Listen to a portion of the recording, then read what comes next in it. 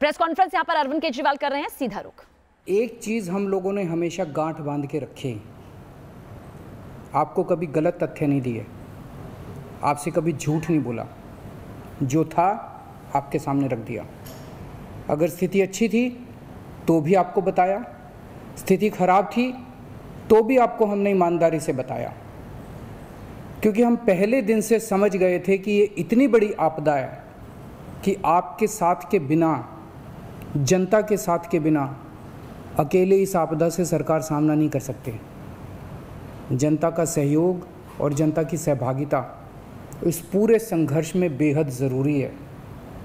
और जब तक जनता को सच नहीं बताया जाएगा, सारे तथ्य जनता के सामने नहीं रखे जाएंगे, तब तक जनता की भागीदारी सुनिश्चित करना असंभव था। इसीलिए हमने हर चीज़ आपके सामने रखी। हमने टेस्ट नहीं कम होने दिए।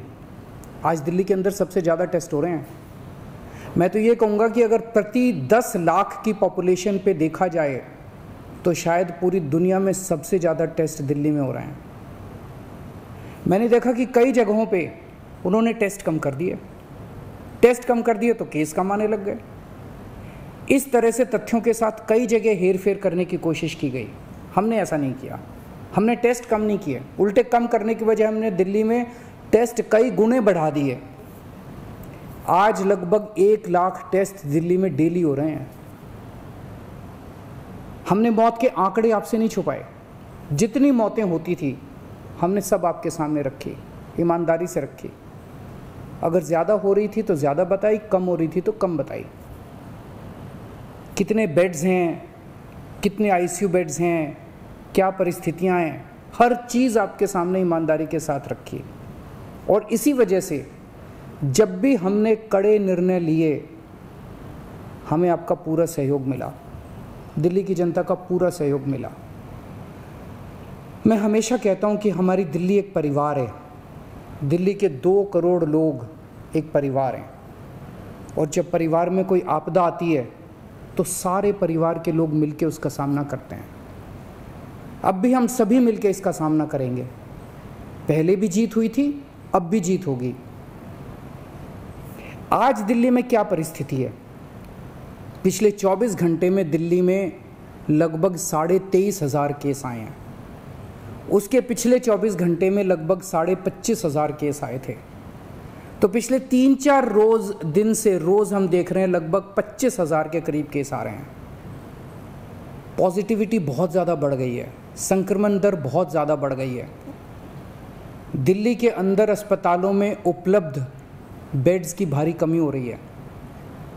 डेली 25-25 हज़ार अगर पेशेंट्स आएंगे तो कोई भी व्यवस्था चरमरा सकती है। दिल्ली के अंदर बेड्स की भारी कमी हो रही है। आईसीयू बेड्स दिल्ली में लगभग ख़त्म हो गए हैं। आज सुबह मैं ऐप पे देख रहा था 100 से भी कम आईसीयू बेड्स दिल्ली में बचे हैं। ऑक्सीजन की भारी कमी हो रही है। कल हमने सेंट्रल गवर्नमेंट को भी लिखा है, उनसे बातचीत चल रही है। परसों रात को एक हादसा होते होते बचा। एक प्राइवेट हॉस्पिटल ने हमें बताया कि परसों रात को 3 बजे के करीब उनके अस्पताल की ऑक्सीजन लगभग ख़त्म हो गई। वो बोले जी हम तो बहुत बुरी तरह से डर गए, बहुत बड़ा हादसा हो सकता था। इधर उधर हाथ पैर मार के किसी तरह से उन्होंने कहीं से ऑक्सीजन का इंतजाम किया। दवाइयों की कमी हो रही है, रेमडेसिविर दवाई की खासकर काफ़ी कमी हो रही है। ये सारे तथ्य मैंने आपको डराने के लिए नहीं बताए। ये सारी परिस्थिति है और इन परिस्थितियों में हमें अब अगला कदम क्या उठाना है, इस पे चर्चा करने के लिए मैंने आपको ये परिस्थिति बताई है। तो दिल्ली के अंदर कोरोना की परिस्थिति काफ़ी गंभीर है। अभी तक हमने दिल्ली के अंदर हेल्थ सिस्टम को बड़े अच्छे तरीके से मैनेज किया। दिल्ली में 4थी वेव आई है। पहली वेव पिछले साल जून में आई थी जिसमें 4,500 के करीब केस आए थे। दूसरी वेव आई फिर सितंबर में। फिर तीसरी वेव आई जिसमें 8,500 के करीब केस आए थे। दुनिया के कई शहर ऐसे हैं, बड़े बड़े देशों के, विकसित देशों के शहर, जहाँ 6,000 केस आए तो उनका पूरा हेल्थ सिस्टम चरमरा गया, कोलैप्स कर गया। दिल्ली में 8,500 केस आए पिछली बार तीसरी वेव में, तब भी हमारा सिस्टम कोलैप्स नहीं किया। उल्टे हमने और ज़्यादा अपनी तैयारियां शुरू कर दी। आज 25,000 केस आए हैं। अब दिल्ली का हेल्थ सिस्टम अपनी सीमा तक पहुंच गया है। हमारा हेल्थ सिस्टम अब बहुत ज़्यादा तनाव में है। मैं ये नहीं कहूँगा कि हमारा हेल्थ सिस्टम अभी कोलैप्स किया है, लेकिन आज हमारा हेल्थ सिस्टम बहुत ज़्यादा तनाव में है। किसी भी हेल्थ सिस्टम की अपनी सीमाएं होती हैं। अनगिनत पेशेंट्स तो कोई भी सिस्टम नहीं ले सकता ना। किसी भी सिस्टम की अपनी सीमाएं हैं। पिछले 5 साल में आपकी सरकार ने दिल्ली में बहुत बड़े स्तर पे स्वास्थ्य के क्षेत्र में काम किया है। खूब नए हॉस्पिटल खोले हैं, मोहल्ला क्लिनिक, पॉलीक्लिनिक बनाए हैं। बहुत बड़े स्तर के ऊपर स्वास्थ्य के क्षेत्र में काम हुआ है। यही कारण है कि आज 25,000 केस के ऊपर भी दिल्ली का सिस्टम चल रहा है। लेकिन अब इसके बाद अगर तुरंत कुछ कठोर कदम नहीं उठाए गए तो ये सिस्टम कोलैप्स कर सकता है। और अगर हेल्थ सिस्टम कोलैप्स कर गया तो मुझे डर है कहीं बहुत बड़ी त्रासदी ना हो जाए। जैसे मैंने बताया कि कल एक अस्पताल में ऑक्सीजन बिल्कुल ख़त्म हो गई थी और बहुत बड़ी त्रासदी होते होते बची।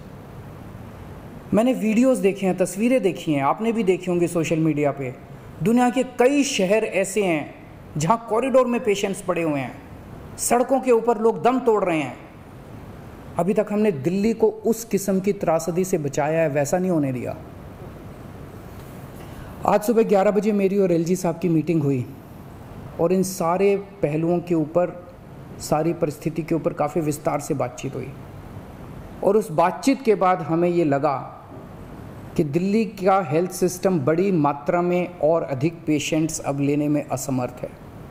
अगर हमने अभी लॉकडाउन नहीं लगाया तो कहीं ऐसा ना हो कि बड़ी त्रासदी हो जाए। हम किसी भी हालत में दिल्ली को उस परिस्थिति में नहीं ले जाना चाहते जहां कॉरिडोर के अंदर पेशेंट्स पड़े हैं, सड़कों पे लोग दम तोड़ रहे हैं। आज सभी परिस्थितियों का जायजा लेने के बाद आपकी सरकार को ये लगता है कि दिल्ली में कुछ दिन के लिए लॉकडाउन लगाना ज़रूरी है। तो आज रात को 10 बजे से अगले सोमवार को सुबह 5 बजे तक 6 दिन के लिए दिल्ली में लॉकडाउन लगाया जा रहा है। इस दौरान जाहिर है कि जो एसेंशियल सर्विसेज हैं वो जारी रहेंगी, खाने पीने की, मेडिकल व्यवस्थाओं की वो जारी रहेंगी। ये शादियों का सीज़न है, लोगों के बड़े मुश्किल से रिश्ते बनते हैं। हम उनके रिश्ते तोड़ना नहीं चाहते, तो लोगों की शादियां संपन्न हों, लेकिन केवल 50 लोगों के गैदरिंग के साथ संपन्न हो। उसके लिए अलग से पास दिए जाएंगे। इसके बारे में अभी थोड़ी देर में डिटेल्ड ऑर्डर जारी हो जाएगा कि कौन कौन सी चीज़ें जारी रहेंगी और कौन सी चीज़ों पर पाबंदी रहेगी। मैंने और एलजी साहब के हम दोनों ने निर्णय तब लिया है जब हमारे पास कोई उपाय नहीं बचा था। हमारे लिए निर्णय लेना आसान नहीं था, क्योंकि मैं समझ सकता हूँ कि लॉकडाउन के दौरान किस तरह से लोगों के रोज़गार ख़त्म हो जाते हैं, लोगों की कमाई ख़त्म हो जाती है, और ख़ासकर सबसे गरीब तबके के लिए तो ये बेहद मुश्किल होता है। जो दिहाड़ी करके रोज़ कमाते हैं उनके लिए तो बेहद मुश्किल हो जाता है। पिछली बार जब देश में लॉकडाउन लगा था, हमने देखा कि किस तरह बड़ी संख्या में प्रवासी मजदूर अपने गांव जाने लगे थे। उनसे मैं ख़ास तौर से हाथ जोड़ के अपील करना चाहता हूँ, ये छोटा सा लॉकडाउन है, 6 दिन का, दिल्ली छोड़ के मत जाइएगा। आपके आने जाने में इतना समय ख़राब हो जाएगा, इतना पैसा ख़राब हो जाएगा, इतनी ऊर्जा ख़राब होती है। दिल्ली में रहिए।